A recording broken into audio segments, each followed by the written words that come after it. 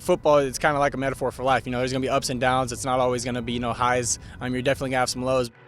Football is more than just a game for the Bourguets. Just from a very young age, some people like math, some people like art. For me, it was football. Every one of my kids has played at a national level. Every one of them has won multiple national championships in flag football, 7-on-7.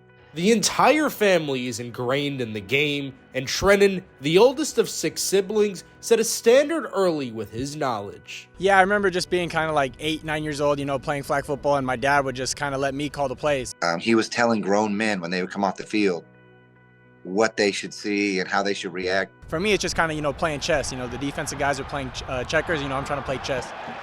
But the road to Tempe for the Tucson native wasn't easy. The Miranda product totaled 86 touchdowns in his high school career, but received 0 Division I offers. Despite the uncertainty, Bourguet had the opportunity to cross enemy lines and walk onto ASU's roster in 2019, where he would work heavily with the scout team to help with game prep. Being from Tucson, I was an Arizona fan, so for me, I'd never thought about coming to Arizona State, and it kind of just, everything fell into place. I remember praying and talking to my dad, maybe I don't play football, maybe I just get into coaching or do something else, and crazy to see how everything turns out. You want to force things to happen in a certain way, but I wouldn't change anything for the world. I'm just blessed for the opportunity.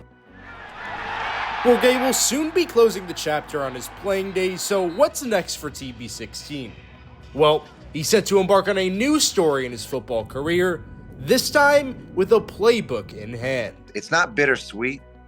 It's more like we're just turning a page. OC for me would be perfect, but definitely trying to work my way up. I think Trenton's going to be a phenomenal coach in the next chapter of his life. He already is. My dad kind of put together, Tucson Turf, which is kind of like a club flag football team, AAU basketball, kind of like that, but for football. For me in the off season, from January to April, I fly to Miami, Vegas, Texas, wherever it is. Kobe and I coach Saturday, Sunday for about 20 hours, hop on a flight back Sunday night, and then I'm here for lifting on Monday morning.